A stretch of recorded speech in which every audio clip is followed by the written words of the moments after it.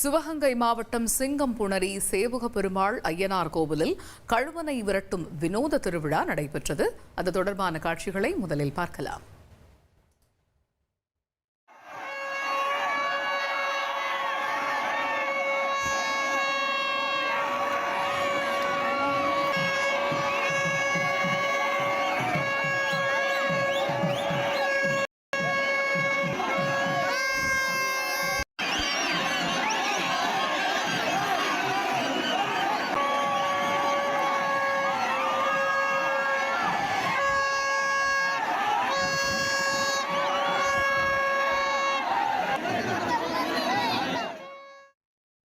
இது குறித்த கூடுதல் தகவல்களை செய்தியாளர் மீரா மைதீனிடம் கேட்கலாம். மீரா மைதீன், வணக்கம். இந்த நிகழ்வு பற்றிய கூடுதல் விவரங்கள் என்ன?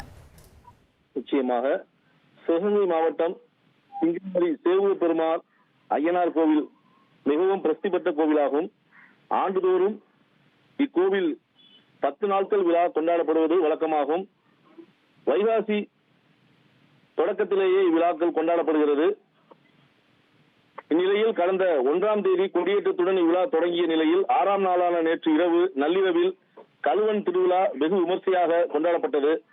இவ்விழாவில் சிவாலயங்களில் சமணர்களை கழுவேற்றம் செய்யும் விதமாக இவ்விழா ஒவ்வொரு ஆண்டுதோறும் இக்கோவிலில் நடத்தப்பட்டு வருகிறது.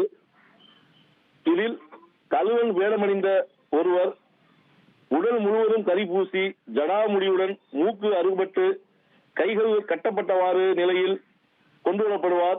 தொடர்ந்து கோயில் வளாகத்தில் மேலதாளத்துடன் இளைஞர்கள் கழுவனை விரட்டும் நிகழ்ச்சி வெகு விமர்சையாக நேற்று இரவு விடிய நடைபெற்றது.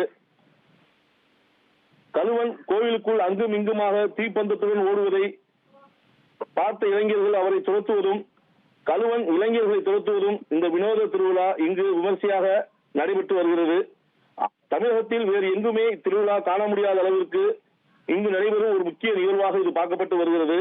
இக்கழுவன் ஏற்ற திருவிழாவை காண சிங்கம்புணரி மட்டுமல்லாமல் இப்பகுதியில் சுற்றியுள்ள 100க்கும் மேற்பட்ட கிராமங்களில் இருந்து நேற்று இரவில் இருந்து கோவில் வளாகத்தில் கழுவனை பார்ப்பதற்காகவும் அவரை கண்டால் தோஷம் நீங்கும் என்ற ஐதீகத்திலும் இம்மக்கள் இங்கு குழுமியிருந்தனர் என்பது குறிப்பிடத்தக்கது. தகவல்களுக்கு நன்றி மீரா மைதீன்.